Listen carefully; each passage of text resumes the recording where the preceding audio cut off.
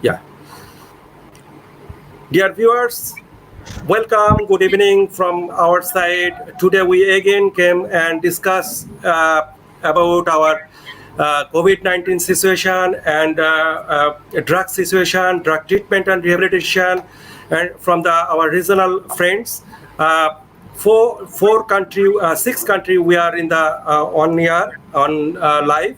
And all are addiction professional. They are doing very excellent, and they are we know each other a long time, and at present we are passing very difficult time. As a drug professional, it's a double burden because it's a health problem, and drugs are such marginalized, neglected from our society, and our policymakers not listen to the drug users. They have so many challenges, and another challenge is this pandemic situation, COVID-19 we are facing. So we will start as alphabetically from the Afghanistan, Bhutan, Bangladesh, Maldives, India, and Pakistan. I am coming to Mr. Mobin. Plus, introduce yourself at the same time. If you tell us about the COVID-19 situation in Afghanistan, that will be very good for us. Please, Mr. Mobin. Thanks, Iqbal Masood and my other colleagues from other country. I'm Dr. Mubin. I'm a technical manager working for the Drug Demand Reduction Directorate of Ministry of Public Health, Afghanistan. Yes, the problem that we are all facing, and this is a big challenge to the health system, not in Afghanistan, throughout the globe, is the outbreak of this COVID-19, which is a major problem in my country, and that affects all the health system in the country. And unfortunately, from yesterday, the number of deaths raised to around 361, and we have around 21,000 positive cases in the country, and there are around 2,600, something like this, recovering people in the country. It's really a problem. The fact the drug demand reduction program in the countries since February this year, the first COVID-19 cases started in the countries. We have started our program as well, and we translate and publish the WHO guidelines to all the treatment centers. We have trained all the treatment professionals in the country, and in some provinces like Kabul, in major big provinces, we allocated 5 to 10 days of suspected, not confirmed, suspected coronavirus cases in the system, and we stopped the outreach program because of this spread of this virus. And unfortunately, some of our colleagues affected the coronavirus. And myself also, today I have a mild symptom of this coronavirus. That's a real thing that we need to combat, and we need to fight. And all the treatment centers that we have in the country, they're all active. Just one or two we miss. There are numbers of clinical staff affected to coronavirus, and we stopped for a while, and then after the testing, and then when the results were negative, then we started once again the provision of services in the country.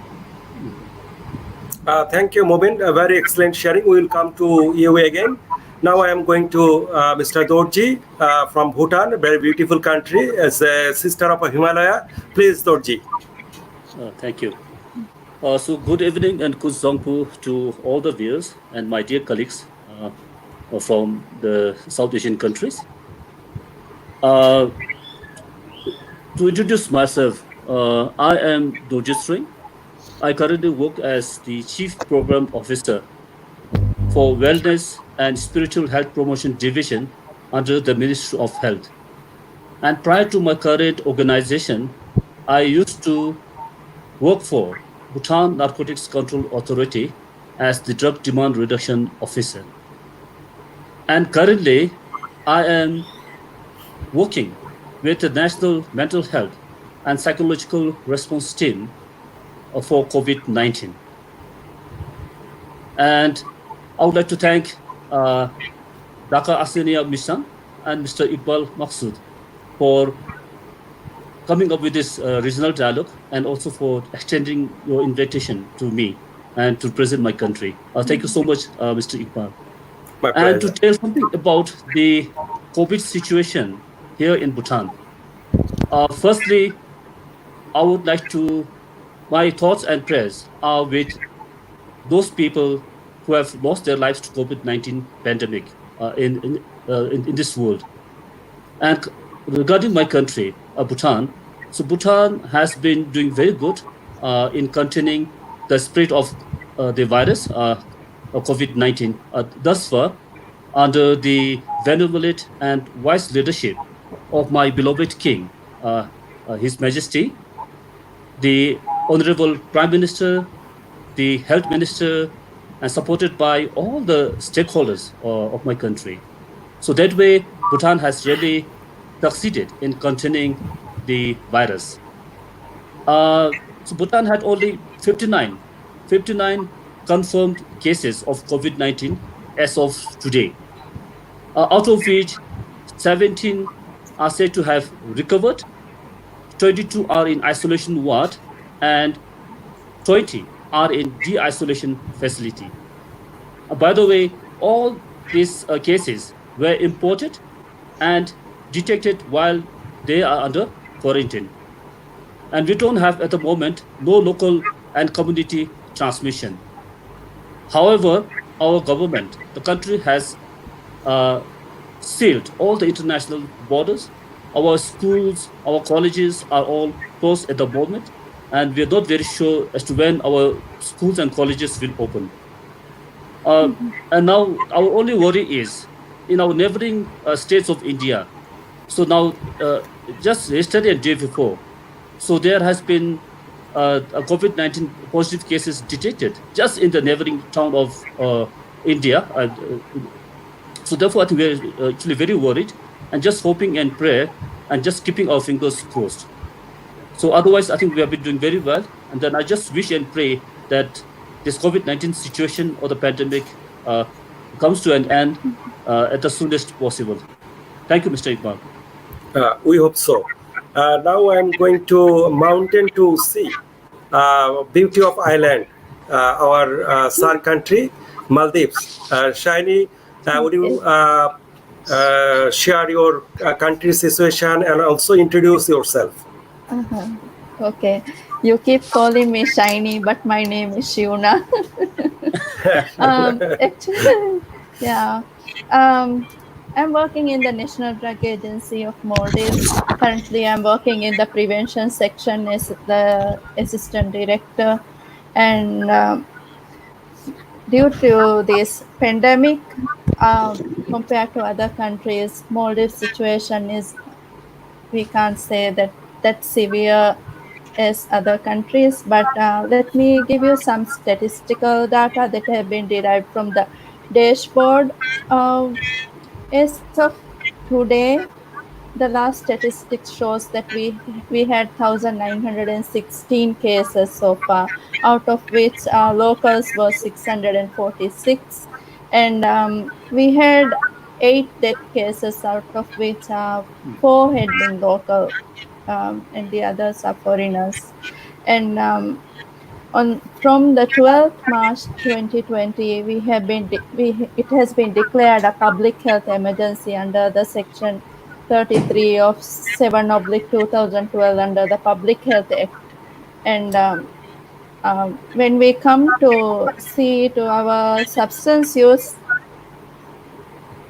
clients data, it says we had only 3 clients um, positive for COVID-19, and they have been taken to quarantine, and they were brought back, and they have rejoined treatment, and they are in the treatment facility.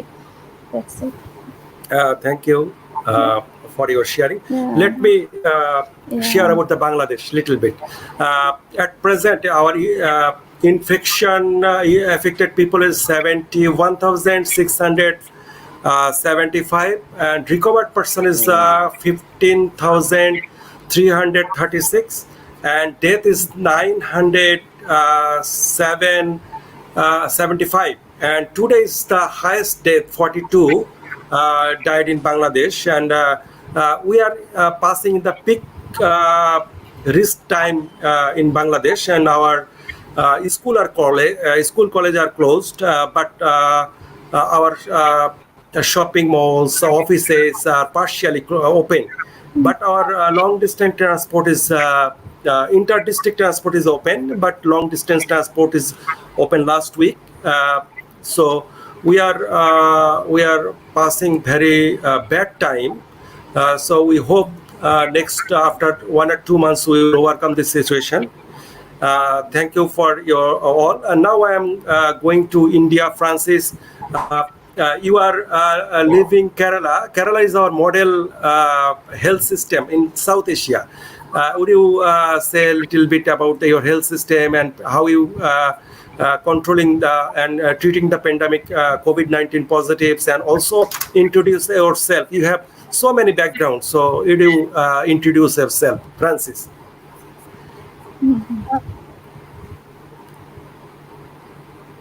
Please unmute your microphone. Francis, please unmute your microphone. Okay. Okay, Thank you, Iqbalji, and Dorji, Abdul Mubin, Dr. Salman, and Shuna. Good evening, and also those who are listening and watching this show. I'm very happy to tell a few words about me. I'm Francis from the southernmost part of India, that is Kerala. I work in a medical college hospital. It's 100,000 and 200 bedded hospital, huge hospital with all facilities.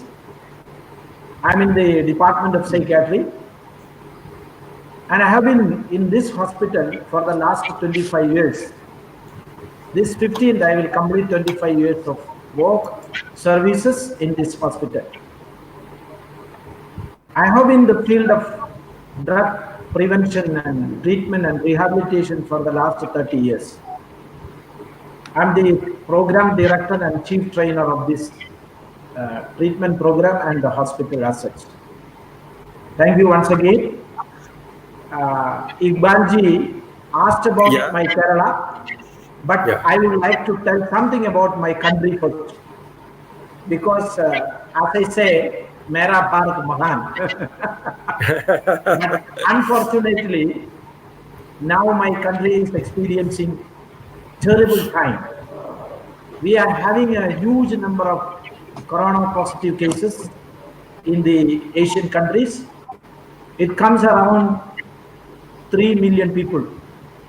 2.69 million people are positive, of which 1.29 million people are discharged. Other cases like 1.3 million people are active cases. I'm sure we also have the high death cases, around 4,746 people. Of course, we have been in lockdown from March 24 onwards. Now we are facing the 5th phase of our lockdown. But lockdown didn't bring much result. Now the lockdown has been eased by the Honorable Prime Minister. We have started functioning, except the cinema malls and educational institutions. All other institutions and centers and shops started opening up and working. That's my country's scenario. Now coming back to Kerala, because that's what you want me to share, I'm very proud. my state, we had the first case of corona in January 30th, followed by second case and third case. We very successfully contained the cases. When we had the training in Colombo in February, we had no cases.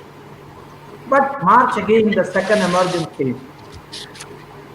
That also we very nicely controlled. Kerala has a very good system of health care system. Whenever we have a case, we trace them, we trace their travelings, we trace their contact, and we prepare a chart, we publish it. So that the whole public know which are the places they went, which are the people they had contact with, so that we have been able to contain the cases. Our system in Kerala is also very well done in terms of quarantine. Whenever we have a case, we take them into treatment center, into the hospitals. All those who had contact with that particular person are also quarantined very successfully. As you know, Kerala is the most literate state in India. That is 100% literacy.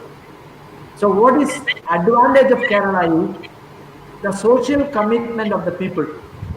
What I say, if the government brings some rules and regulations, people very happily oblige it. The quarantine rules, all other rules, whatever maybe sanitizer, mask, washing the hands, all those rules connected to corona spreading, transmission, we with a social commitment, the people of Kerala follow it. And that is how we have been able to contain the spread of corona. More than that, our government, I'm not a politician, but I would say the only communist government in India has been very successful in doing healthcare work and containing, quarantining, treating, tracing the people who have been affected by corona. As you know, we have a huge number of people working in the Gulf countries, in America, in other European countries. More people are coming in now. A lot of them are coming in now. As they come in, they bring corona. But we have no objection. We love them because they are our people who bring us a lot of money into the state. So now, since they are coming, they started coming to Kerala. The third phase of our this is we are having alarming cases. For the last 6 days, we have reached almost 100 and even more than that. Still, the scenario is not very frightening because most of our cases are from other states or from other countries. We have very less community spread, and our system is good. You know, our health minister, Shailaja teacher, we call her teacher, a very loving person who takes care of all of us. And every day, our chief minister comes up with all the details of the corona cases, treatment cases, treated cases, discharged cases, quarantine cases. More than that, our state takes care of the people. Even the animals are taken care. Thank you, Francis. We will come to you again, and we will listen more from you. Now I am crossing the border, Boyega border. I'm going to India to Pakistan. My brother, my health professional, Dr. Salman. Would you tell about yourself and also Pakistan's situation on COVID-19? Thank you so much, Iqbal brother, for giving us an opportunity to share the situation here in our countries as well as in the South Asian countries regarding the COVID-19 pandemic. I'm Salman Kirzat, and by profession I'm a clinical psychologist and working as an associate professor here in Karachi at Institute of Clinical Psychology, University of Karachi. Um, because the problem is not only related to my country, but also is a global issue. So the coronavirus cases here in Pakistan, we have crossed almost more than 100,000. It's actual the estimate is 108,315 cases we have the confirmed the positive cases, and within the unfortunately within the 24 hours until this morning we had the cases new cases were 4,646 new cases. uh, the total deaths are 2,172, and the recovered cases is good. So it is almost 35,018 cases have been recovered from this the virus. The highest the cases here in Pakistan are in the Punjab province, which is almost 40,819 cases, and the second is my province, which is the Sindh, is the 39,555 cases. So again, like the other countries, our federal government as well as the provincial government is doing a fabulous job in educating, in developing the SOPs and the guidelines they have provided to institutions, to business communities, or every institution they have provided. Uh, but again, the problem that we are facing here is the response from the citizens. It is so disappointing that people are not following the guidelines, the SOPs which has been given by by WHO as well as the federal government and their provincial government. Every institutions are doing a wonderful job, from the health ministry to law enforcement agencies, and all these are doing a wonderful job. Even the people in the field of the healthcare, the mental health, the civil societies, and NGOs are doing a wonderful job. But again, the problem, the ball is in the court of our citizens. We as a citizen of this country are not following the guidelines given by WHO as well as the ministries, the federal and as well as the provincial government. But I am quite optimistic that like other crises, we will handle this case. We have dealt in many crisis situations. We faced and confront with many crisis situations, but I am quite optimistic with the help of our institutions, we will be able to overcome this pandemic very soon.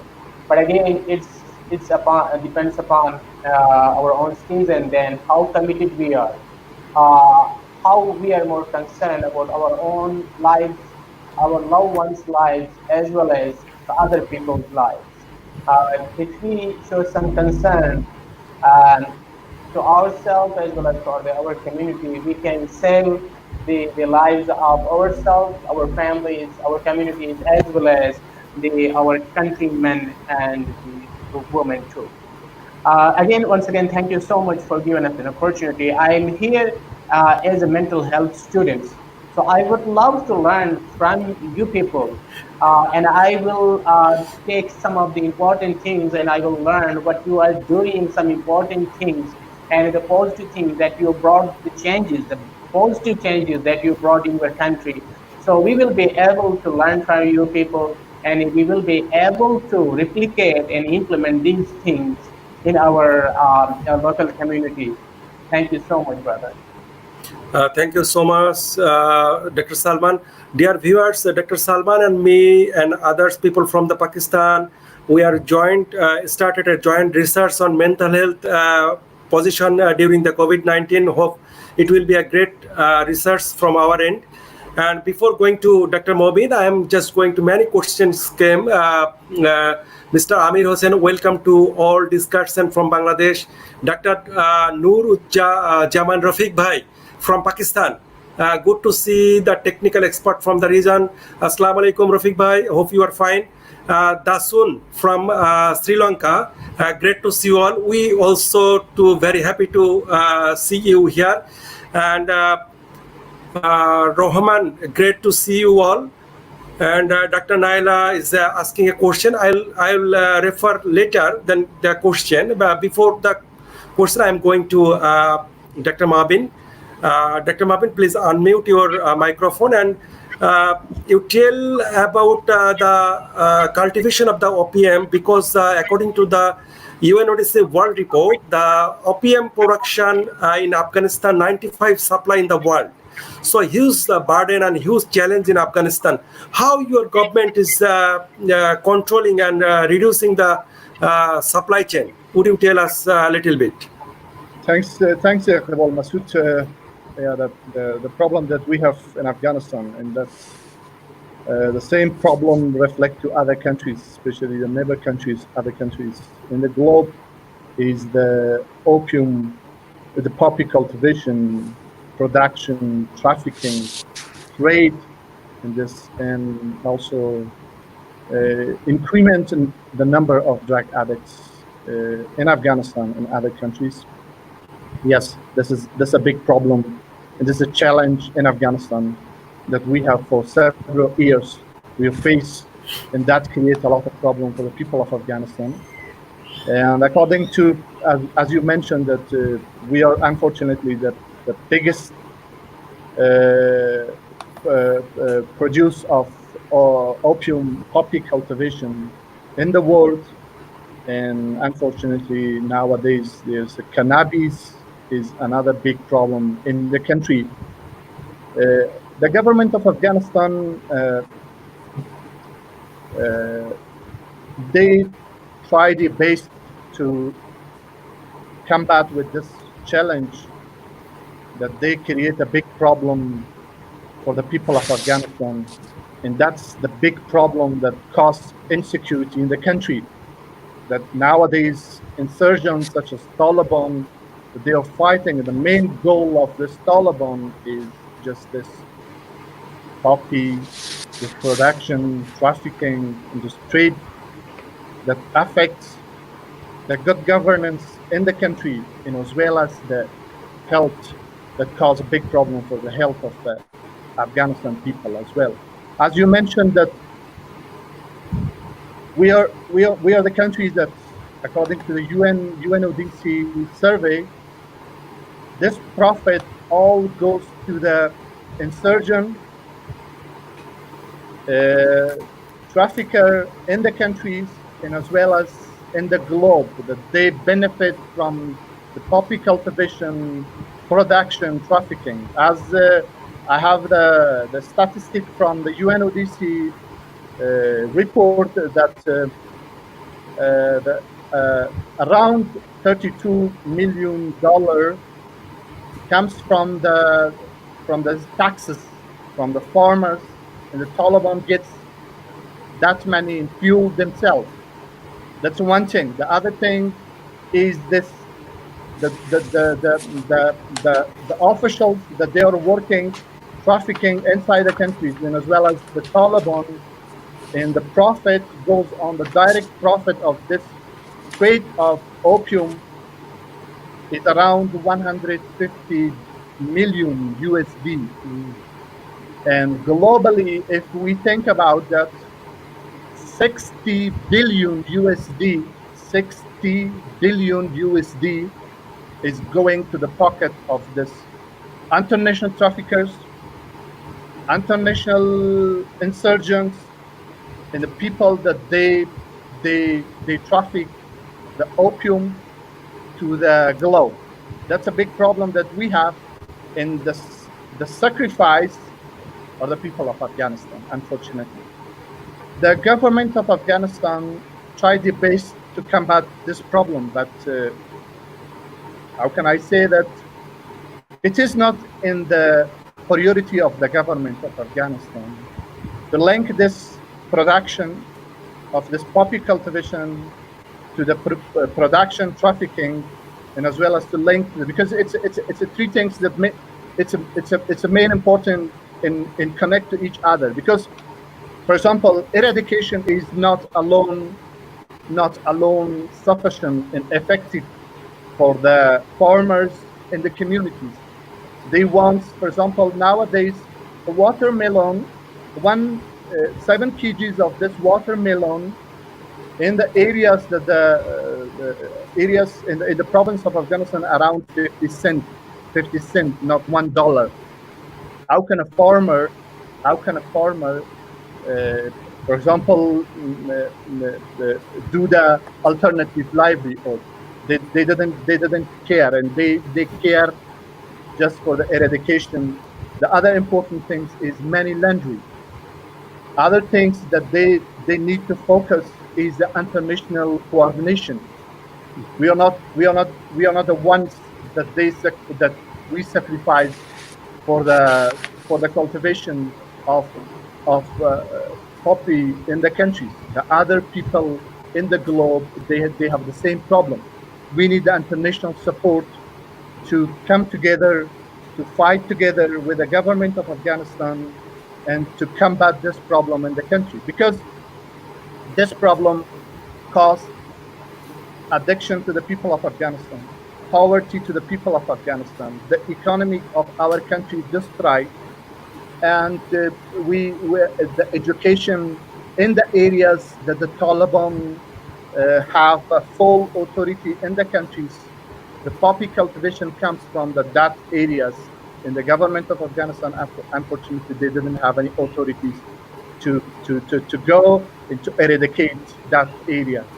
That is the things that is very weak in my country, unfortunately, and we need the international coordination, the international support to come together and to fight together, because this is not my brother from Pakistan, Dr. Sir Francis from India. We are all victimized of this opium in the government of Afghanistan. The people of Afghanistan, sorry, is the major victim of this problem in the country.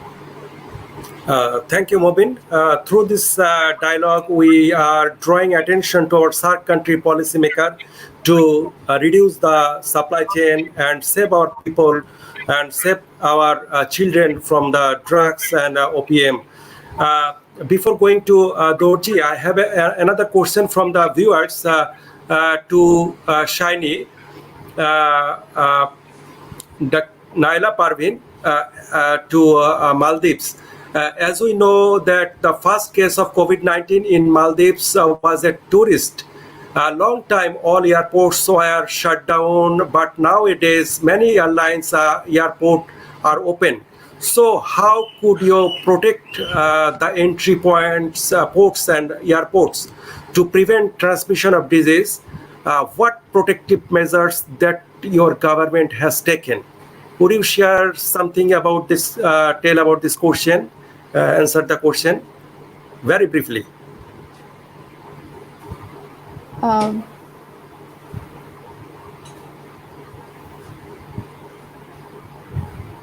Yeah, like you said, the first case has been identified as one foreigner, and since then the government has taken measures, and there is like travel restrictions, and I think they have to take a special permission from certain department to travel to even the like internally. And if they do travel, they are subject to follow quarantine measures. They have to stay in either in a quarantine environment for 14 to 21 days, as far as I know, and only when the HPA gives permission, they are allowed to go in, and they are they have been. I think they have to go through several testings for COVID-19. Yeah. Thank you, Shani. I'm going to coming to Bhutan, Mr. Dorji. Bhutan is known as its gross national happiness. It's a happiness country. However, in recent years, we have seen in different study, alcohol is increasing, and also the recreational drug use is increasing, which led to increase the addiction cases in Bhutan. Uh, One thing I want to mention here, only one country in the world smoking is completely banned in Bhutan. Congratulations, Dorji. Would you tell your the drug addiction scenario, alcohol addiction scenario, and recreational drug use, and also would you little bit tell about your treatment services, how your government or private sector is providing the treatment? Over to Dorji.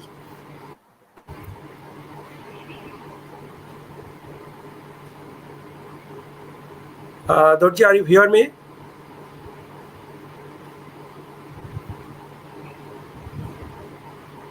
Dorji, are you hear me? I missed your question. I could not hear you properly. Okay, I am going Not again. clear. Okay, first is you are the fortunate, and Bhutan is the known for the its gross national happiness. And Thank you. on we want to give you congratulations. Only one country in the world smoking is completely banned in Bhutan. Question, Dorji. My question is, alcohol and recreational drug use is increasing in Bhutan, and how your government is taking control, as well as how your government is providing treatment services to the drug dependent. Okay. So firstly, thank you for asking this question. If I say something about the tobacco ban, although Bhutan has been one of the first nation in the world to ban the sale and the buying of tobacco products. However, I must say that with the ban, I think this has led to a thriving the black market, thriving in the black market. So although compared to the past years, the number of people actually smoking in the public places has drastically reduced. But that does not mean that people selling the tobacco products illegally has been stopped. It is still there, and then this has been a challenge faced by the drug focal point or the tobacco focal point of the country. And coming to your second question regarding the alcohol and the recreational drugs, although Bhutan is one of the tourist destination nation in the world, I must say that we do not have much of an influence, especially with regards to the substances because of the tourists visiting our country. For instance, we do not have even a single instance whereby a foreigner or a tourist has been apprehended by our police for the possession of drugs or even for abusing any of the substances.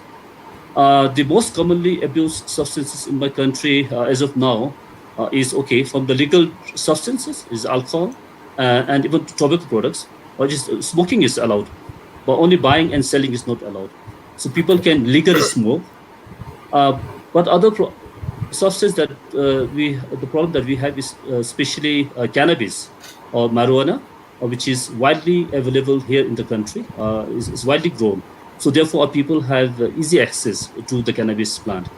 No matter how much our law enforcement people try to discourage people from using substances, but still they do have easy access. And other substances, which is a growing problem here in the country, is pharmaceutical opiates, especially sphosphoroproxifene, which contains dextropropoxyphene and tramadol.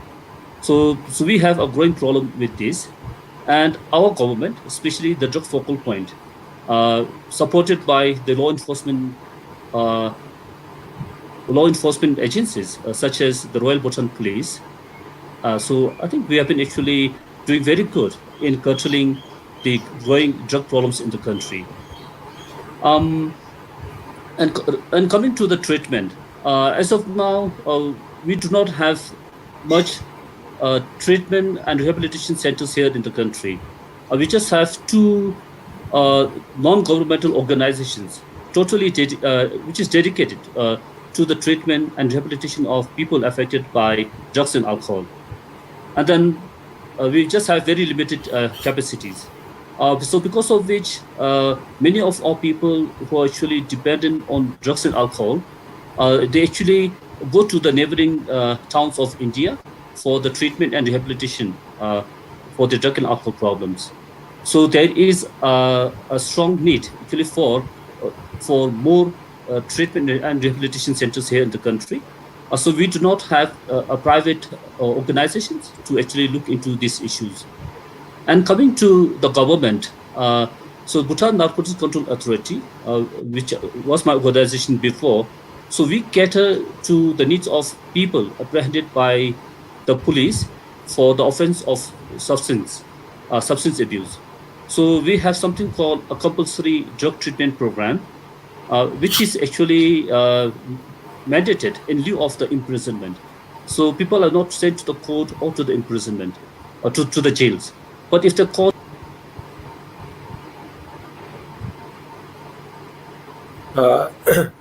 I think Dorji is left out due to uh, network problem. He's trying to connect. Dorji is trying to connect. Dorji, please continue. Please continue. yeah, can you hear Dorji. me? Yes, yes. Okay, I'm sorry. I just got disconnected. So what I was saying was, so we also have provisions for people, the treatment for people apprehended by the police for the offense of substance abuse, and that is taken care of by the drug focal point in the country, that's Bhutan Narcotics Control Authority. Even in today's COVID pandemic situation, so our drug treatment centers are still functioning, and people do have access to their to the treatment program. And to quickly tell you something about the drug treatment program in the context of COVID 19. So, currently, the mental health response team, which I'm currently associated to, has come up with a set of SOPs, standard operating procedures. And if I show you, so this is the one which has been developed by my team. So, the team has been formed uh, based upon the command of His Majesty the King. And this the team is led by a retired psychiatrist, Dr. Sinchu Doji, and we have developed about 13 SOPs to cater to the needs of people affected, the mental health and well-being of people affected by COVID-19. And coming to the substance use, now uh, we have a policy developed by an SOP whereby people who are in the quarantine facilities or who are being quarantined. So we are now basically screening them for substance use disorder and even other mental health issues. Then accordingly, so we actually intend to start a special SUG quarantine facility to actually treat and rehabilitate people during the time of the quarantine. And for these, now we are working in collaboration with the drug focal point, that is Bhutan Narcotics Control Authority, and Jimmy Dojo Wangchu National Referral Hospital, that is the psychiatric department, which is managed by Dr. Nirola and his team, especially to provide detoxification treatment. So we have this provision.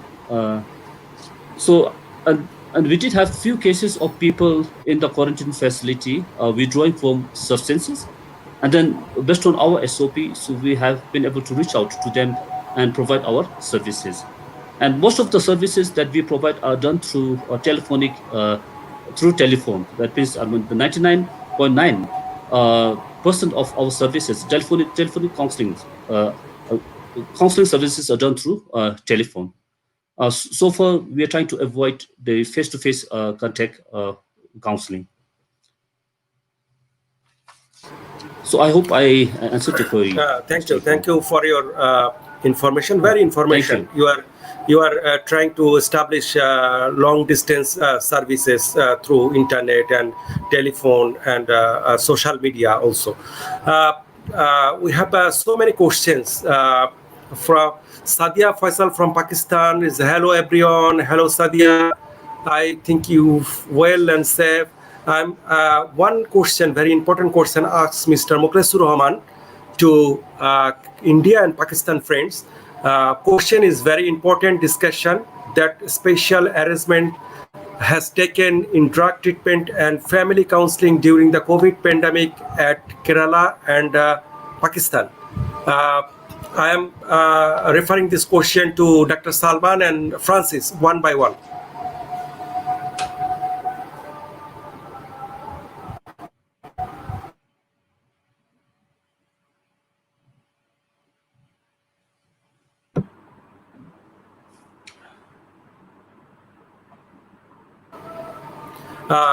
Salman, please unmute your microphone. Yes. I beg your pardon. I beg your pardon. Due to the pandemic situation, there are lots of problems that we are facing, and we have a lot of restrictions. While working with the patient with the mental health and substance use patients, we ourselves are not giving the services, the face-to-face services, in-person sessions are not here. We are not conducting these sessions. Yes, exactly. We have the facilities of telehealth counseling sessions available.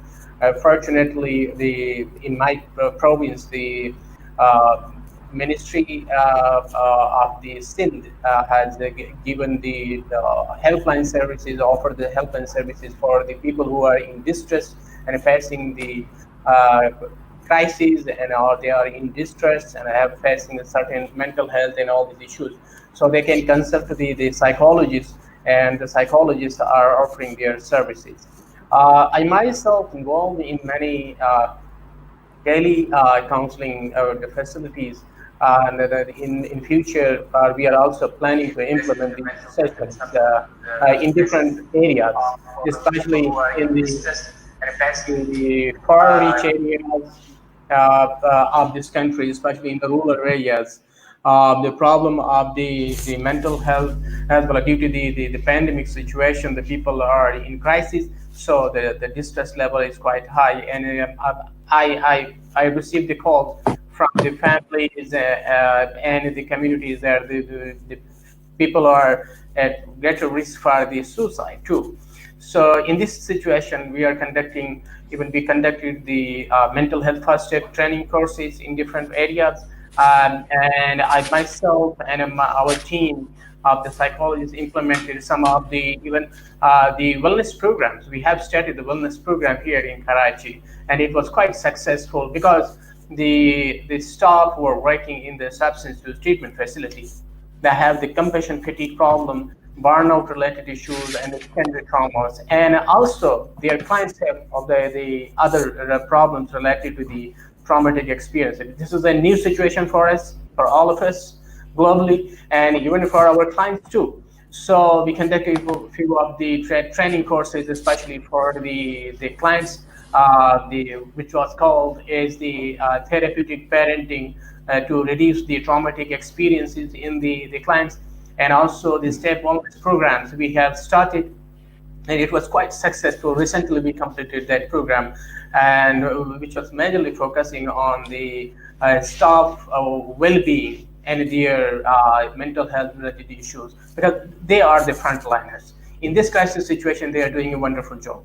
So we because they are taking care of us, so it is very important, and it's our responsibility to take care of them. And again, we are doing all these things. And again, at the non-governmental level as well as the governmental level, everyone is doing a wonderful job. But again, it is a new situation for all of us. So we all are learning from the situation, from the other countries as well as from the other institutions, how to deal and how to adapt with this situation. Thank you so much. Thank you, Dr. Salman. I'm referring same question to Mr. Francis. Okay, well, before I answer the question, I would like to clarify one mistake I made. The reported cases in India is not million. It is actually 2.69 lakhs. That is 269,000 people. Almost half of them discharged from the hospital. I'm sorry to my countrymen as well as you, all those who are listening me. That was a slip of tongue, maybe a Freud tongue. This So now happens. coming, yeah, now coming back to the question answered. Some of the families were harassed in Kerala. Let me tell you, there is no such incidents reported. That may be a false trolls from some trollants, people who make trolls and harass people. In Kerala, there are 24 addiction treatment centers supported by Government of India are functioning. There are also a few other centers run by private hospitals, family welfare departments, and other government agencies. In no centers, people are harassed. However, during the lockdown, starting from March 24, we had an issue of staff coming in because there was no transportation. So most of the centers didn't function during those days. Some of the centers, like my center, because it is a medical college, was in operating and we were functioning. Those centers which did not function, or those centers which did not admit IP cases, for provided OP counseling through telephone and other methods. Talking about India as a whole, we have 482 government supported treatment centers. That is the Ministry of Social Justice Department supported centers functioning throughout India. And I would say all these centers were trying to provide either IP treatment or OP counseling during the lockdown. Majority of them started functioning now. Haven't heard any incidents of harassing people or ill-treating people in these centers. However, I would say in many parts of the India, people do not consider addiction as a brain disorder. Many consider it as a personality defects or as the effect of black magic or something. So there are so many people who approach the black magicians, the people who perform religious magic, etc., and they approach for treatment. There may be cases where they have been the people with the problems of addiction might have been treated by these people who believes in black magic and other what you call the unscientific methods of treatment.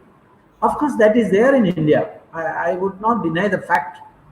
But the government of India has very strong SOP. They have prepared minimum standards of care, and definitely there is a lot of centers working with an approach to evidence-based treatment. So this is what I would like to share with you. Thank you. Thank you, Francis. I'm going to I'm taking some questions. Amit Dan, welcome to all honorable discussant and thanks for the sharing. Sadia Faisal, thank you so much. Appreciated, sir. Dr. Salman, Mr. Khairul Islam, thank you all participants and sharing the very important discussion. Really great job. Mafida Dina, thanks for important discussion.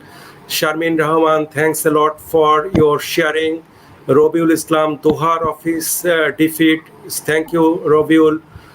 Sheikh Mohammad Hussain, appreciate the great initiative taken by DAM health sector in arranging such type of cross learning session. Thank you, Mohammed Hussain.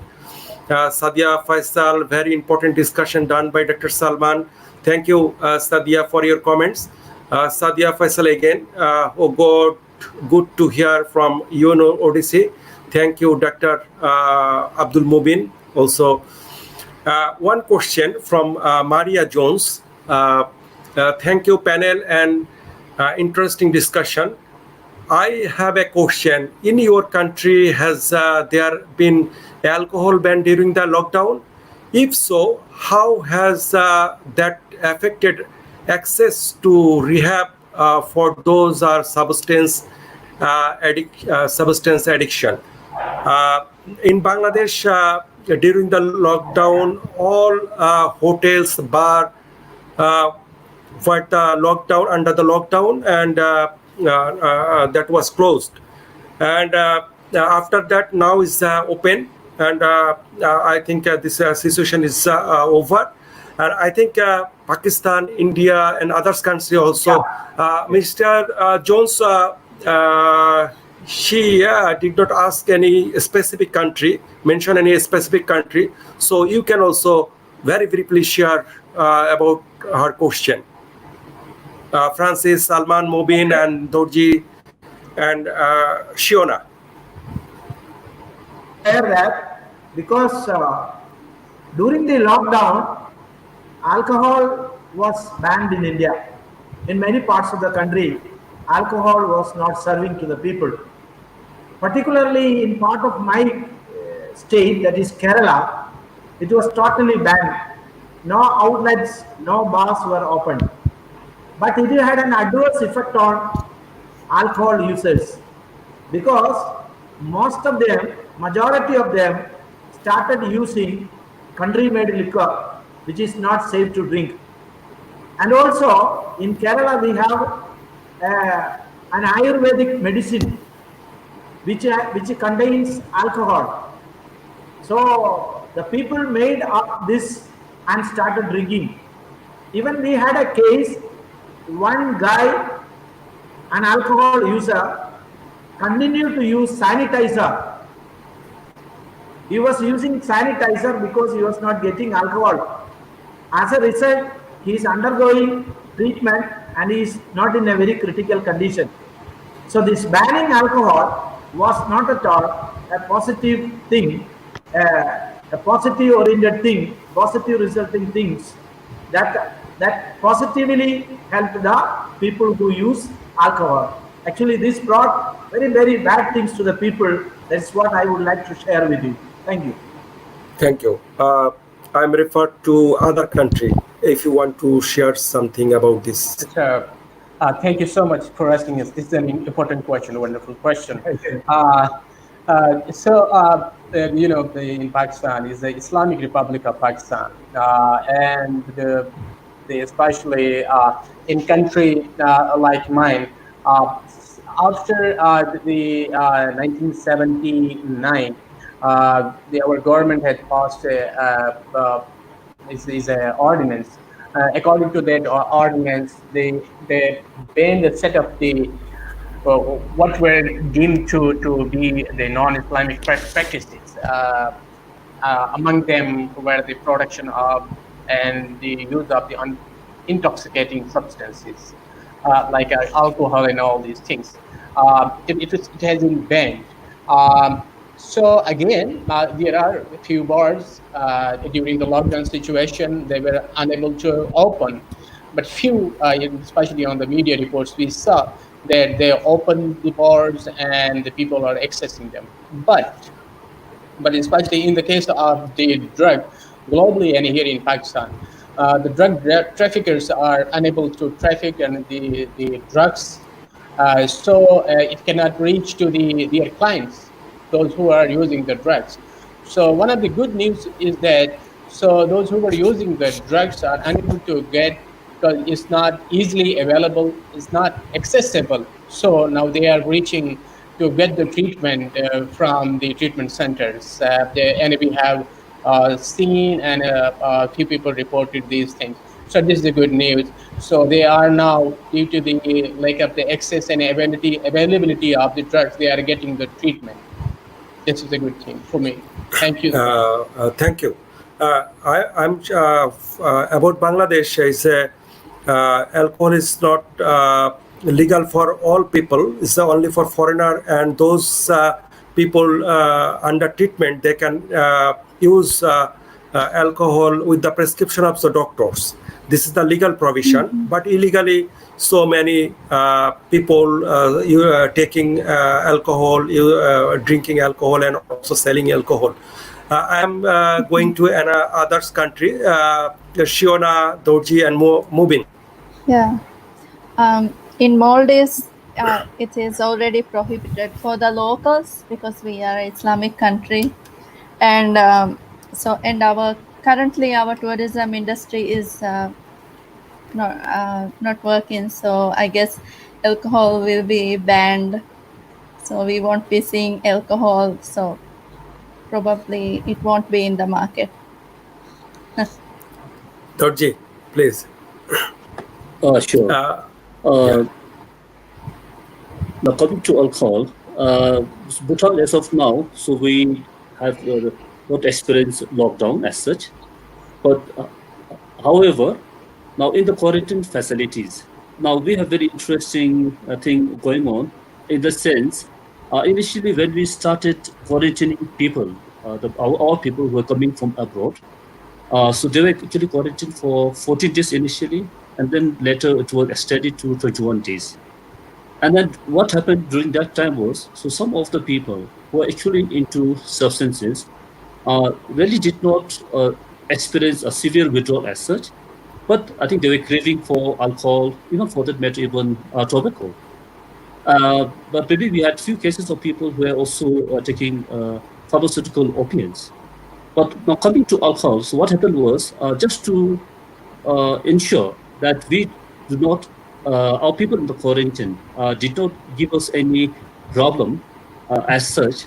So our government, I would say the Ministry of Health, has actually granted the permission to people in the quarantine to actually to consume alcohol.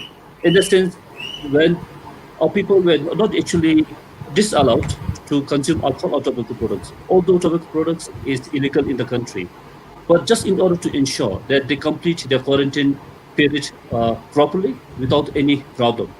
So our people in the quarantine have been given they have access to alcohol and tobacco products, but with a limited quantity. The for instance, if a person is into alcohol and he wants to drink, so we don't allow the police or the people there in the station in the quarantine facility to allow people to take maybe bottles. No.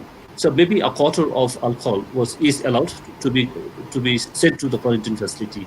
So although as an addiction professional, I was not really in favor of this. But again, going by look, the action taken by the Ministry of Health in light of the people who actually be suffering from alcohol problems. So I thought that was a good initiative. So this is the aspect I want to share. Now I'm going to Mr. Mubin. Thanks, Iqbal. Fortunately, in Afghanistan, consumption of alcohol is illegal. But the different scenario that we have in Afghanistan is another thing that the people, especially those that their COVID-19 were positive, and they use some traditional doctors in my countries that they are mixing heroin with other medicines, because the heroin, there are several symptoms of this COVID-19 is like cough, fever, pain. It's a very this medicine as temporarily effective on this pain. It's a painkiller. It's a narcotic. But the problem that we face nowadays, the Ministry of Public Health, we have a lot of deaths of our people due to the use of opium, because this opium lockdown lock this respiratory system, and then this drop the respiratory. For those that they are in serious condition, the respiratory tract, we need to up the respiratory system, but unfortunately this overdose and use of this opium and heroin lock down both the cardiovascular system and the respiratory system. This due to this, we have witnessed a lot of people dead due to the using of heroin, opium with other medicine in my countries. In my Yeah. country. Yes. I want to share some experience from Bangladesh. One cough syrup is basically codeine-based cough syrup. We call Fencidil. Is produced by very renowned pharmaceuticals company Ron Plonk. Initially produced in Bangladesh, but after the abuse by the drug substance user, they took without prescription, and they took as a addiction purpose. So our government has banned the fentanyl. But after that, the fentanyl huge traffic from the India, and it's a big problem in Bangladesh as fentanyl control. It's basically cough syrup, and but codeine-based, opium-based cough syrup. This is my sharing, and I'm going to another few question with my so many questions coming from our friends, viewers. So viewers are very active now, and they are participating. Anwar ul Islam, very important discussion. Anwar Hussain, Anwar ul Islam, thank you. Anwar Hussain, I am Anwar from Cox's Bazar. Thanks and best wishes to all guests. I am very proud of myself as a member of the DAM family. Mr. Anwar, you are doing very well you are serving the Rohingya people. He is working with the Rohingya people, providing health services. Thank you, Anwar, for your hard work for the suffering people.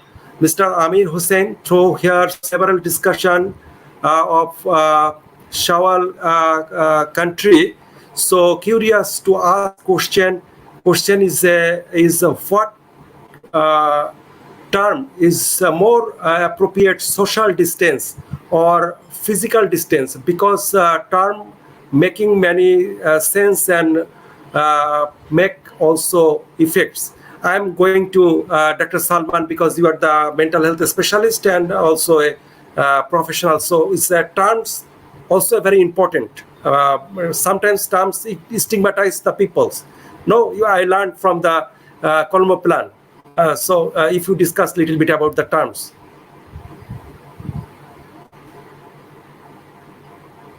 Please unmute your microphone. Salman, unmute your microphone. Yeah, Yes. I did it. So this is good. A lot of people are getting confused about the term, whether it is the physical distancing or the social distancing. So it's for me, it is the physical distancing is very important, and we should say the physical distancing instead of the social distancing. In social distancing, in the virtually, we are maintaining we are bringing the bridge between the people, the communities, and their families. So the term should be the physical distancing. For me, it's my opinion. The term should be the physical distancing instead of the social distancing. It's more appropriate.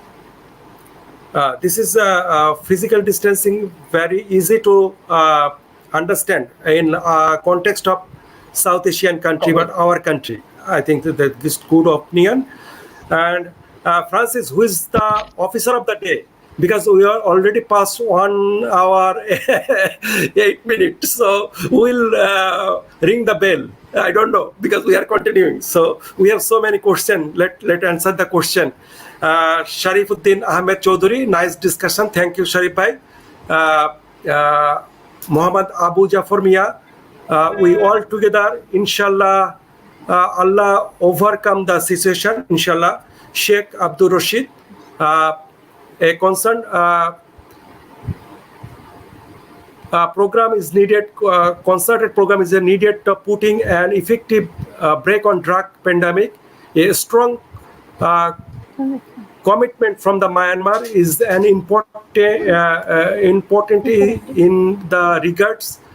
Hope we can get some lights from the inside discussion. Thank you. Yes, definitely. Commitment from the Myanmar is very important because they are producing methamphetamine, yaba, and they are supplying to the Bangladesh. Is that very Bangladesh is facing very challenges due to yaba availability. Yaba is our product name, but is a methamphetamine come from the Myanmar. So easy to understand. Sheikh Mohammed Hussein, Mr. Dorji, so far we have come to that Bhutan has only 59 in identified case with no any death. Could you please tell us how it has been possible to uphold this incredible situation? Dorji, would you tell us your success of controlling the pandemic of COVID-19? Unmute your microphone. Unmute your microphone. Dorji, would you unmute your microphone? Yeah. Yes, now it's still. Yes. Actually, the sound was not very clear, so I'm afraid if I've heard you correctly or not.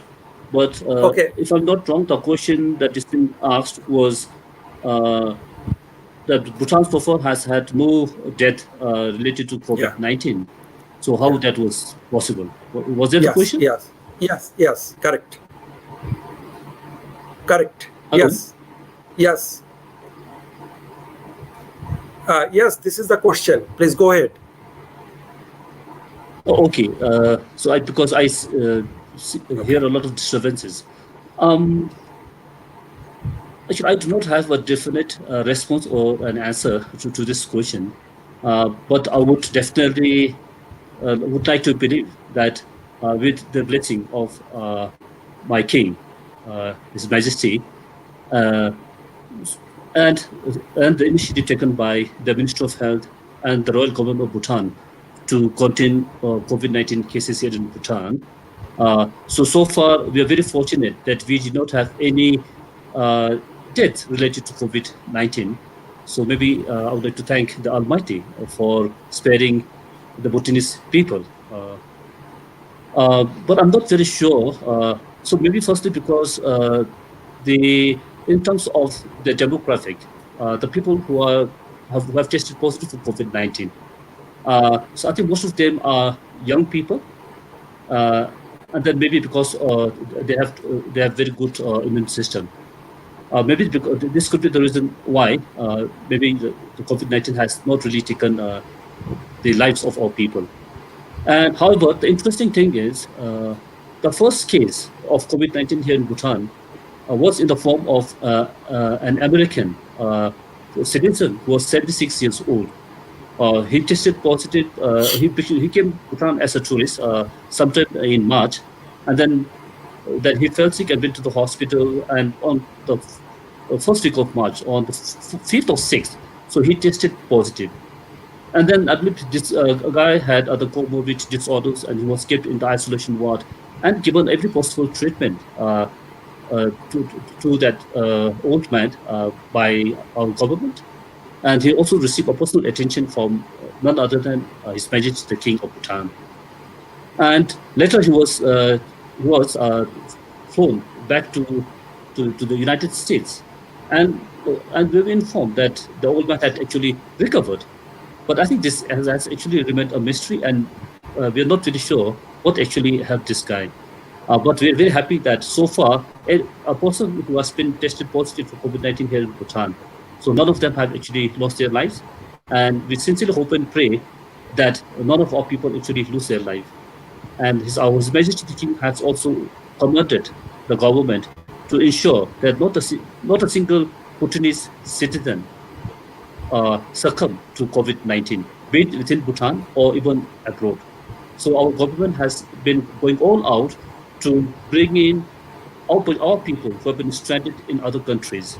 And then until now, so our people have been flying back to the country, and then they have been quarantined, and look, they have been tested for COVID-19 coronavirus, and then the treatment is being provided. So far so good, and we sincerely hope that the things would remain the same, and then the situation would definitely improve. So thank you, and I'm sorry I don't have a definite answer to this question. No, no, excellent elaboration, excellent answer. I am going to again the question. Robiul Islam, good job. Thank you, Robiul. Jaswandar Singh Shiduji is telling topic of discussion is good. Thank you, Shiduji. Abdullah Al Reza, nice and meaningful discussion. Thank you. One question from the Ihsanur Rahman. Welcome and thanks to the friends from the neighboring countries of South Asia living in a region sharing many common challenges. How you feel we can face the corona pandemic challenges collectively in our SAARC region?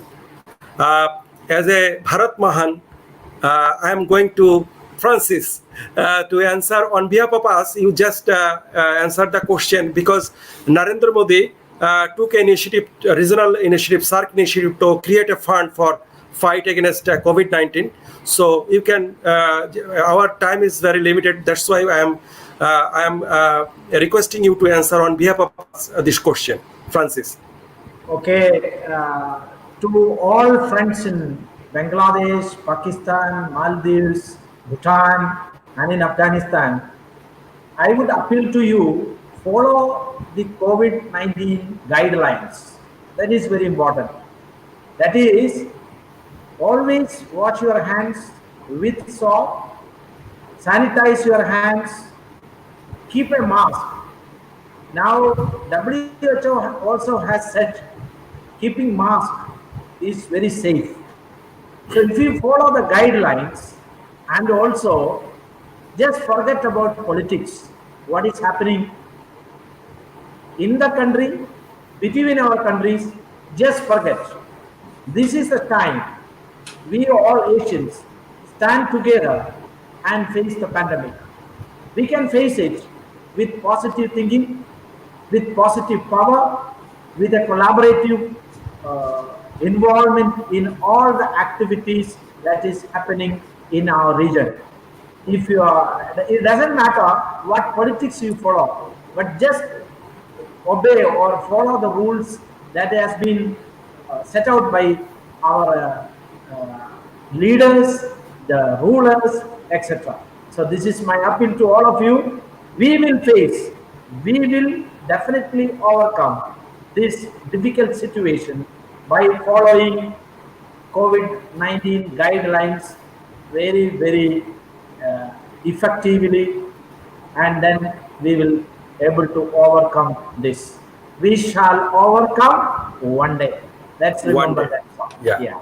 Thank you very much. Thank you. Again, so many questions. Jam love this. Jam again. Good luck, Mr. Abdul Mubin. Jam, my name is Mr. Amir Hussain, also the fan of Mr. Abdul Mubin. Good luck all. Thank you. Amir Hussain will be glad to listen something about the social stigma issue. All of your countries on COVID-19 along with any special intervention has taken on this issue of your own government. We will come later. Mr. Amir Hussain is a big issue, but definitely we will touch your question. Labu Kabir, very important topics and discussion for us. Thank you very much to all of you. Thank you, Labu Kabir. A. Sehjad, hello and greetings everyone. Thank you. Thank you every much for the important topics and discussion. Shahid, again, thanks for sharing the good ideas with us. Proud of you, Mr. Abdul Mobin. Sultan Khail. Sultan, we call that Sultan. only Yeah, Sultan, but Sultan is a king. yeah. It's okay.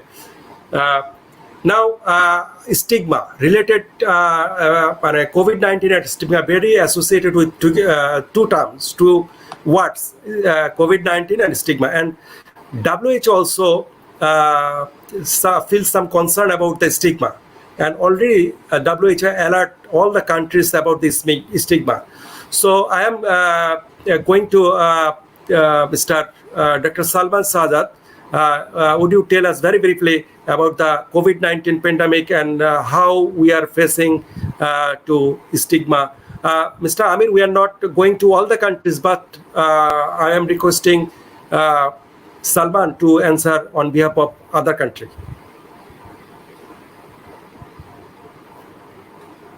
Unmute. Unmute, please. Thank you. Yes, this depends because imposed a lot of the devastating health and emotional burden on the individuals, uh, as those who have been found to be positive with the COVID-19. Yes, exactly. Uh, the people are stigmatizing those who are suffering from this the problem. Unfortunately, it is the problem of individuals' knowledge, attitude, and our behavior. When there is a lack of knowledge, this leads to the ignorance. When our attitude is not good, our attitude is bad, so this leads to the prejudice, and our behavior, which is not good, I mean, the behavior which is not good means the bad behavior, and we have certain attitudes and behavior towards the people with COVID-19, the problem. So this leads to the discrimination. So it is very important. People have the lack of knowledge about the problem. They labelize the individual with the COVID-19, and we should detach the person from this problem. Problem person is not the problematic one. It is not their fault, and it's not their responsibility that they got the results positive with the COVID-19. So we should not blame these individuals. This is the time that we should empathize with these people. This is the time they need our emotional support and help to improve their well-being. And yeah, they also need our prayer to get rid of this problem. So we need to develop our knowledge, the scientific knowledge, in order to reduce the ignorance, because this leads to the stigma. What the science says about the COVID-19, we should go through the guidelines and the literature which has been developed globally, and also the WHO and the CDC has given us the lot of literature. We need to change our attitude. This is the problem of attitude. When we change our attitude, this can lessen down the prejudice that we have. And again, that we have to develop a positive behavior towards people who are at greater risk for this COVID-19 or who have been tested positive with this virus. So we need to develop the positive behavior towards them. And again, person first comes and the problem comes, especially person with COVID-19, not the COVID-19 people, because it's a lot of the things that we heard here in my country too, that these people have been blamed for because they bring these the virus and all these things. They shouldn't be blamed for, because this is not their fault, and because these are the individuals and these are the normal individuals, and we should facilitate them, we should help them, and we should have empathy towards these people. Again, this is the problem, but unfortunately you have seen those people who are suffering from the hypertension or you can see the asthma or other problems. We don't label these individuals, but unfortunately, we now in the recent case, um, with the COVID-19, we are stigmatizing the people. And because they have been stigmatized, it means we have a certain perception, high perception of fault and a high perceived control, because we blame them that it was in their control to not to get the virus. So again, this is unfortunately this is the lack of the knowledge and understanding about the problem. We should develop our understanding and the knowledge about the case in order to reduce the stigma related to the COVID-19. This is in a brief, this is I can say, brother. Thank you, Dr. Salman. Very excellent elaboration. I think Mr. Amir will get your answer. Uh, Iliwa from Kenya, great team, very in pretty listening from Kenya. Thank you. So Rastin Sultan Khail, great point from the Dr. Mobin. Thank you, Sultan Khail. Jisanara, excellent deliberation. Congratulations to all. Thank you, Jisanara. Rastan Sultan Khail, people use opium as coronavirus treatment. They consume alcohol to sanitize their body. They believe this will help them prevent and treat COVID-19. This is true. It's not only South Asian country. It's all over the world. The people's in initial stage they used alcohol as a sanitizer. There is a misconception.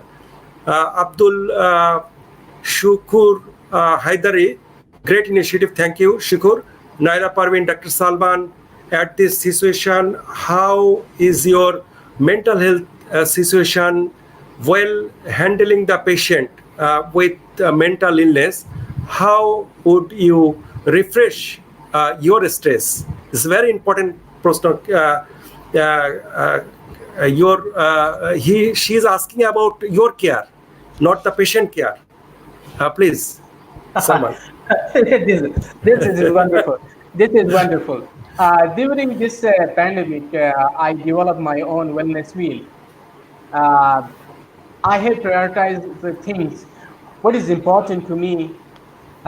These includes the my family, my friends, my health, and the my own mental well-being is very important, especially uh, it is while before helping other people you need to be resilient enough. Your well-being should be in an appropriate way. Your mental health is on priority. So the few things are which are very important: the family, friends, my health, my physical fitness, and mental fitness is very important. That's why I developed my own wellness wheel and following all these things. Second thing is, especially if in case, because I'm working with the people virtually, I'm conducting sessions, and also even I conduct the trainings. So they said if something getting into my mind, and in order to reduce some of the overwhelming and the problem, I usually use the dot technique. Dot techniques means the dump, organize, and diarize. Whatever comes in my mind, I have a diary which I maintained during this COVID-19. I am writing down all these things, and later on, I organizing which comes first. I develop some of the priorities, which is the very urgent and important things, and then I'm writing down all these things. Is the three-step method I'm using, which is the dot technique, and you can use this one in your life too. Another thing which I'm using is the stop technique. Yeah, even I might with I myself, even with my kids, especially in stop is the acronym for the S stands for the stop, and in stop what I do, whatever comes in my mind, I interrupt in my thought with my thoughts. With the command, I say stop to myself and make a pause. And whenever I am doing something and something get in my way, so I say stop. Second is the take a breath, take the breathe. Especially, it takes only 2 to 3 minutes. Especially while taking a breath, I'm noticing my breath, for instance, and breathing in a gently and slowly through my nose, and also expanding my belly as I do, and then exhale slowly through the first lips, and then I observe. I become an observer of my own thoughts, my emotions, my physical sensations, as well as my feelings. Again, during this time, I notice what are coming in my mind, what kind of the thinking I have, and what are the emotion I are surfacing at this situation during COVID-19, while doing on my laptop and while working with the people, listening to their stories, their problems. I'm out doing all these things, and how does my body feel? Then again, I tune in and stay with whatever arises for a few moments with myself. Again, which I usually use this technique with my client. It's called the arc surfing, and I'm using these things with myself too. And then I proceed. What I do in proceed is actually I consider mindfully how I would like to respond with these situations, and especially what small things I can do, and I focus right now. I'm thinking about all these things, and especially what would be helpful response to this situation, and I narrow down my focus and take it one small step at a time, not many things at a time, one small step at a time. And I'm doing all these things. And especially, I use the techniques of the emotional attunement exercises and all these things that, especially, I'm working also on the happiness drill. I using understanding drill. These are the exercises that I am using with myself as well as with my kids. And also, I'm watching to my own difficult situation, especially my own feelings and all these things. Compassion meditation I'm using at this stage, and this is really helpful for me to improve my well-being and mental health.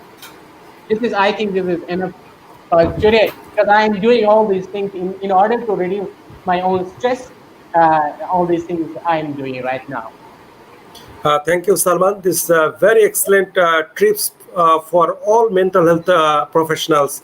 If you feel any stress, you can follow these tips. Richard Kakunj from the Kenya, good to see you here from my 40 colleagues, Dr. Salman Beg, Francis, Dr. Abdul Mobin, Dr. Iqbal Masood, and uh, Shiona, we share similar experience in Kenya. Thank you, Richard. Gulam Rabbani is sharing an opinion. Social distancing should not be translated as per the literal meaning. Rather, it should be convinced is the common people as per their cultural appropriateness, perspective, and local features. In addition, we need to acquainted with the measures taken by the 8 countries known to be free from the coronavirus. Thank you for your sharing, Mr. Gulam Rabbani. Labu Kobir, and another thank you, Labu Kobir, for your comments. Amir Hussein Litton, we are really glad to hear from you and your discussion. Welcome to Dhaka Hassan Mission Drug Treatment Center. Thank you, Amir Hussein. Abdul Shukur Haidare, hello colleagues from other country. Good to see you all. Has there been any COVID-19 case among SUD clients in your country? We have no data specifically about the SUD. Mr. Khairul Islam, thank again to all honorable participants Obviously, we are passing a very critical situation. It is to be mentioned that low-income people are going to mostly bad situation because they cannot arrange their livelihood in this stage. What we should follow the strategy to overcome the pandemic COVID-19. Shiplop Chakma, very good initiative and well discussion. Coronavirus is the biggest disaster for the developing countries. Let we all fight this problem together. Definitely, Shiplop Chakma and Mr. Khairul Islam. Just we already passed 1 hour 30 minutes, so we are going to close. Considering these three questions, Mr. Khairul Islam and Mr. Shukur Haidari, just I want to go one by one from Mubin. You just 1 minute. You if you tell something about the how about what type of strategy will appropriate for the control COVID-19 pandemic. Just 1 or 2 minutes, if you say, it will be good. Thanks, Iqbal. The three things that's very important to combat this pandemic, as my colleagues Francis and Dr. Salman mentioned. First thing is we need to follow guidelines. As we did in our countries, we translated all the guidelines, start from screening up to treatment, networking, how to use masks, how to disinfect the services in the clients, in the clinical staff, and as well as what is sign and symptom, in which criteria. This is our responsibility, in which criteria we need to refer the clients, because 80% of these clients does have a very mild symptom. They can, everyone can treat, but the other important thing is the 20% of this client, which is in severe, in critical condition, because we need to take care of that. That's the first thing. The other thing, we need to build a strategy to link and refer the clients with the suspected case of this COVID-19 in our countries, because there is a specialist that they are responsible for the treatment of clients, as we did in my countries, because we are not touching the COVID-19 clients. If there are suspected cases, first we need to refer the clients, it is positive or negative. Then we will see that do we have expert medical doctors to combat, or another thing that's very important is the risk for the other clients or for the other clinical staff. That's very important, as Dr. Salman mentioned, is stigma, discrimination is very high among clinical staff throughout the world, and we have a number of deaths is among this clinical staff. These are the strategies that we need to follow. And the other important thing is COVID-19 in the 80% doesn't have any medication to use, especially the antibiotic. We need to use just a paracetamol, vitamin E, vitamin C is very important for our staff that don't touch the clients in severe cases and in critical cases, because the main medicine for COVID-19, this in two parts, is the oxygen. That's it. In other treatments, they didn't have any significant effects for the COVID-19 that we are doing currently in Afghanistan. We trained all the staff, and they have a responsibility to do what and to not do what. That's all for the strategy that we are using in Afghanistan. Thanks, Akbar. Thank you, Dr. Abdul Wahidin. Yes, definitely, immune system improvement is very essential, and oxygen, two things. I'm going to Shiona. For the viewers, I am requesting you to tell something to our viewers very briefly.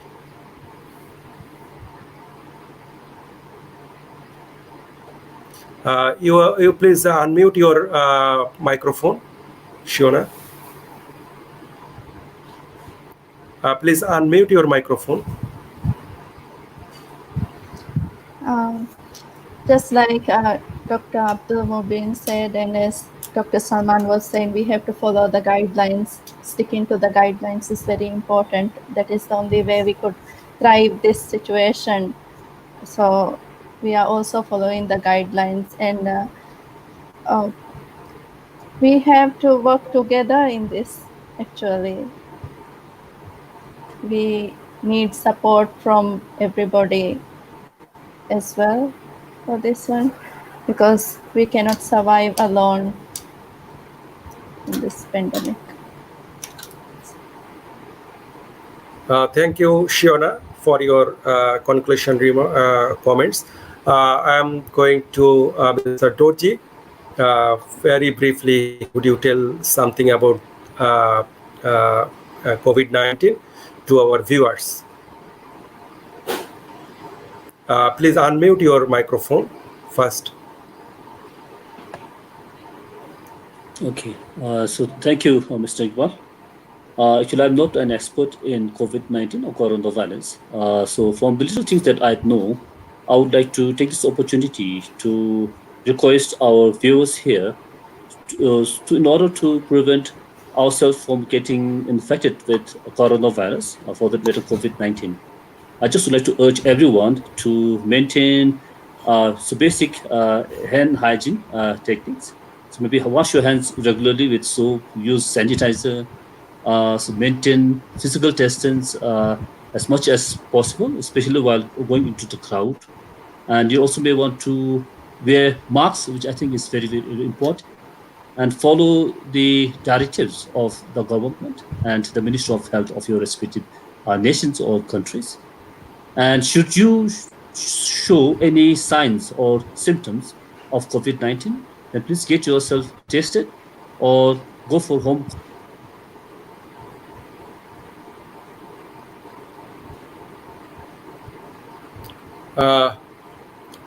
I think we missed Dorji. He's coming back. Yeah, he's coming. Please, Okay, Dorji. Yeah. and point, the last point I would like to mention is, so please say no to tobacco, alcohol, or any other harmful substances, because as we all know, they break your immune system, and then you're most likely to get into trouble if you get infected with COVID-19. So please say no to drugs and no to substances. And lastly, thank you so much, Mr. Iqbal and Dhaka Asania Mission, for coming up with this initiative. And thank you to all my friends here for this wonderful discourse. I think it was a lovely discussion. Thank you, Mr. Iqbal. Thank you, Dorji, from our end. Thank you for your participation. Now I'm going to Dr. Salman for your some advice to our viewers, please. It would be a repetition of what had been said already by the experts. So I should say, stay safe and stay well. Thank you. Thank you, Dr. Salman. This is very important words at present. Stay safe, stay well. I'm at least going to Francis, but Fadilan asked a question. Fadilan is our senior fellow. You know the Fadilan? Yeah. Fadilan from Singapore. Yes. Yes, Fadilan from Singapore. Okay. He asked a question. How about people who are seeking for the treatment? Francis, you just address this question, Fadilan's question, and also your closing remarks. Okay. First, I would answer Ferdinand's question, and hi to Ferdinand. People who are seeking treatment for pandemic or substance abuse issues, we must respect them. No stigmatization. Whatever help we can give, we should give. As health professional, healthcare workers, it is our primary responsibility to provide treatment to all type of peoples, irrespective of religion, country, sex, everything. So provide treatment. The second answer is, the final thing is the strategies for pandemic control. I would say one is apart from the guidelines provided by the health workers, I would say it is the personal responsibility, social commitment, respect for health workers, above all, now we are one. No Asians, no Africans, no Europeans, no Latin Americans. The whole universe is one. Because you know what happened in China spread around every world. There is no country spared. That means we are one. So let's face it with one mind, one strength, one heart, and we will, once again I said, we shall overcome this issue soon or later. See you. Thank you very much, Mr. Iqbalji. You are a Tanzania Thank mission. you. Everybody. Thank you. Thank you, Francis. Two more sharing. I'm just reading. Sharing through it is a world pandemic, but this has given us a great opportunity to learn and understand our strength and weakness of individuals and health sectors. Definitely, your comments is very and sharing is very important. Monish Paul, it is a good experience to be with you on such meeting, which help us to refresh our ideas in the pandemic situation. Thank you, Monish Paul. Thank you, viewers. We are going to close today's dialogues. Thank you, our guest, and I hope that one day we will overcome this critical situation, our challenges, and we will stay together. We will stay fight together, and inshallah we will overcome this situation. And thank you, viewers, and thank you for staying with us and your questions. And again, Dasun ask another question, but Dasun, next dialogue we will address your question. Thank you very much for asking question. And finally, stay with us and stay watching with us next dialogue. And thank you very much. Stay safe, stay well. Thank you, viewers. Thank you. Thank you. Thank you very much. Thank you. See Thank you you so much. all. Thank you.